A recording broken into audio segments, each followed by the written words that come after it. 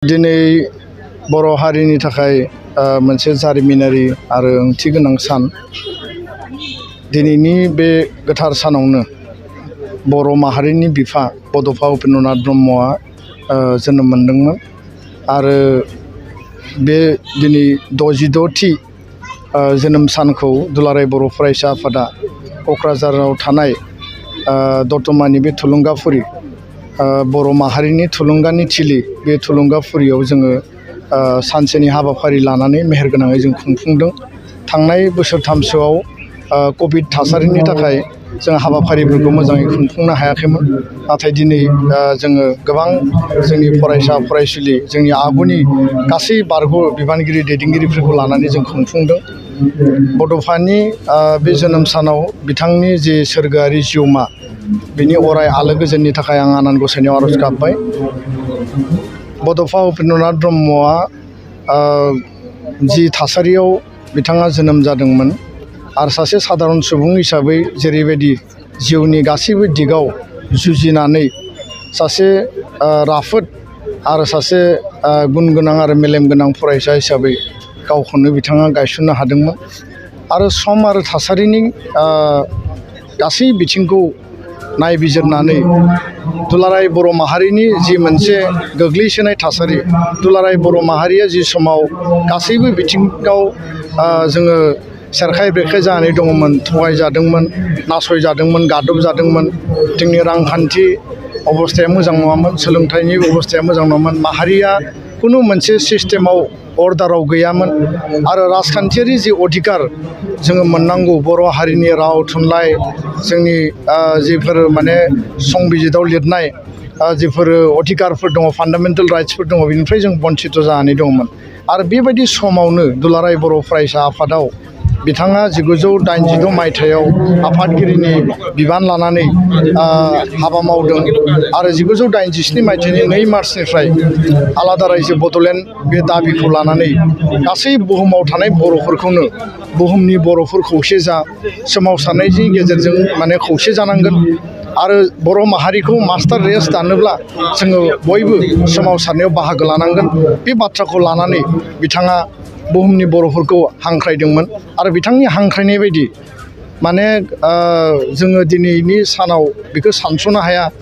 जे जोबोद खम समनि गेजेरावनो 1987निफ्राय 1990 जि समसिम बड'फाया थांनानै दङमोन, गासै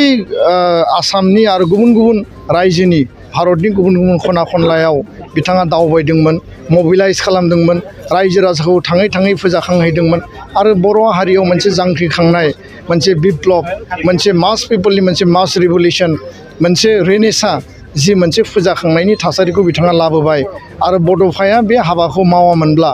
दुलाराय बर' माहारिया दिनैनि बे थासारियाव दिनै जोङो बे सोमावसारनायनि गेजेरजों आलादा रायजोखौ माने थांखिजों होसोनानै आलादा रायजो मोनफुंनायनि सोमावसारनायखौ जोङो माने लायै लायै दिनै जोङो BSc, BTC, BTR जोङो दिनै गोरोबथा मोनफैनो हाबाय। दा बेखायनो बड'फाया जोंनि माहारिनि थांना थानायनि आदर्श, बर' माहारिबादनि आदर्श आरो बर' माहारिखौ बिश्वनि दरबाराव गायसननांगौनि थाखाय बड'फानि जिखिनि आद्रा जानानै थानाय सिमांफोर दङ, बे गासैबो सिमांफोरखौ दुलाराय बर' फरायसा आफादा जोङो मावगासिनो दङ आरो मावलांगोन। खुनु कारनाव 1 इन्सिबो बड'फानि आदर्शनिफ्राय दुलाराय बर' फरायसा आफादा जोङो दोरदनाय नङा आरो बेखायनो दिनैनि समाव महात्मा गान्धीया भारत राष्ट्रनि बिफा आरो बुहुमनि गासैबो महात्मा गान्धीखौ दिनै माने बिथांनि आदर्श, बिथांनि हाबा मावलांनायखौ दिनै सिबियो, फुजियो आरो नन भायलेन्टनि बिफा होननानै दिनै इउनाइटेड नेसना गनायदों। बर' हारियाजों लोगोसे सा सानजा भारतनि गोग्लैसोनाय हारि माहारिफोरा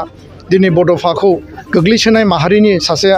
आदर्शनि सासे प्रतीक हिसाबै, नेरसोन हिसाबै दिनै फालिबोदों, मानिबोदों, फुजिबोदों। आं दिनै बेयाव फैनानै मिथिदों जे जथुम्मानाय मोनसे हाबाफारि बेयाव सोलिगासिनो दङ। बेयाव 18 माने 6 सिडिउल आरो अट'नमास काउन्सिलनि बेयाव डेलिगेट्सफोर फैदों आरो जोङो बिथांमोनखौ मोनसे आपिल होदों जे दिनैनि जि फरायसा सान, बे फरायसा सानखौ बे बड'फानि जोनोम सानखौ जाहाथे बै डिस्ट्रिक्ट काउन्सिल आरो अट'नमास काउन्सिलावबो उननि समाव 2023नि उननिफ्राय जाहाथे बिथांमोना फालियो बिनि थाखाय जों आपिल होदों। फरायसा सान हिसाबै दुलाराय बर' फरायसा आफादा गोलाव समनिफ्राय जोङो फालिबोदों खुंबोदों आरो जोङो बिटिआर सरकारनो जोङो लाइजाम हरदों आरो लाइजाम हरनायनि गेजेरजों बड'फानि मावनाय बिथांनि जिखिनि कन्ट्रिबिउसन बिथांनि जिखिनि आदर्श आइडिअलजि आरो प्रिन्सिपलखौ जाहाथे गासै बिथिङाव जोंनि यां जेनेरेसना माने हारे मुजे बुजिनो हायो आरो बड'फाया सासे गोग्गो गोथार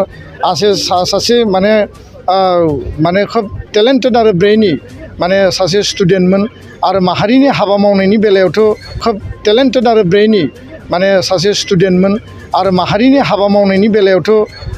बेखौ रुजुजायै मोनसे बिथांनि जिखिनि हाबा मावनाय बिथांनि जिखिनि मोनसे कन्ट्रिबिउसन दा बे गासै बिथिंखौ मिथिहोनो थाखाय बिटिआर सरकारखौ जोङो लाइजाम लिरदों जे दिनैनि सानखौ फरायसा सान हिसाबै स्कुल कलेज इउनिभार्सिटि आरो अफिस कर्ट कासारि जेसेबां दङ खुनु माने हलिडे बन्द डिक्लेयार खालामनाङा खिन्थु दिनैनि सानखौ जेरावबो फालिनांगौ बड'फानि मुसुखायाव मुर्तियाव बिबार बावनायनि हाबाफारिखौ लानांगौ बेबायदिनो जों आसाम सरकारखौ जोङो खावलायबोदों आरो बेखायनो दिनैनि बे समाव दानि आसामनि जि सरकार दङ डक्टर हिमन्त बिश्व शर्मा दैदेननाय बे बिजेपि इउपिपिएल आरो एजिपिनि जि एलायन्स सरकार दङ बे सरकारखौ जोङो दाबि होदों खावलायदों अलरेडि जों मेम'रेन्डामबो होखांबाय जे बे सरकारा बड'फानि बे जोनोम सान फरायसा सानखौ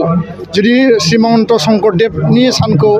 माधबदेबनि सान लाचित दिबस बायदिसिना सानखौ जुदि हलिडे खालामनो हायोब्ला जोंनो हलिडे नाङा खिन्थु आसामाव थानाय बर' फिसाफोरा जेराव रायजो जानानै थाया मानो जाहाथे बिसोरो स्कुलाव कलेजाव इउनिभार्सिटियाव बा गुबुन गुबुन सरकारि बेसरकारि अनुस्थानाव बिथांखौ फालिनो हायो बे फालिनायनि थाखायनो फालिनो हानायनि थाखायनो आसाम सरकारा मर्यादा होनांगौ स्वीकृति होनांगौ आरो बेबायदि महान व्यक्तिखौ बर' हारिनिल' माने व्यक्ति हिसाबै जों लाखियाबासिनो बिश्वनि महान व्यक्ति हिसाबै गायसनलांनायनि थाखाय दुलाराय बर' फरायसा आफादा हाबा मावगोन आरो बेखायनो आङो आसाम सरकारखौ खावलायबाय दाबि होबाय उननि समाव जों बे मेटारखौ लानानै जोङो डिसकास खालामगोन गोजोन्थों। गोजोनथाव खौरां आसामाव थानाय बयनिख्रुइबो साबसिन सोलोंथाइ होग्रा मिरुफोरनि गेजेराव टेक बुस्टाराबो गंसे। क'क्राझार जिल्लानि सिङाव थानाय CST फिसारि मावख'नि साखाथियाव थानाय खारगावआव बे टेक बुस्टारा दङ। बेयाव बयनिख्रुइबो मोजांसिन सोलोंथाइ आरो नेम सोलिनाय गोग्गो थाखो खथानि सुबिदा दङ। सारा भारतनि गेजेराव सायख'जानाय बायदि सोलोंथाइजों सोमोन्दो थानाय फोरोंगिरिफोर दङ।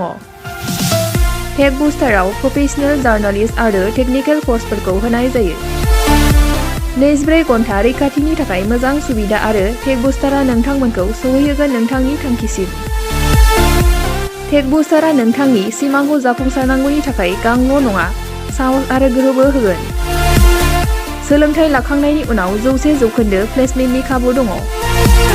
सोलोंनो गोसो गुदुं बिथांमोना 9395 695 095 जानबुं नाम्बाराव जगाजग खालामनो हागोन।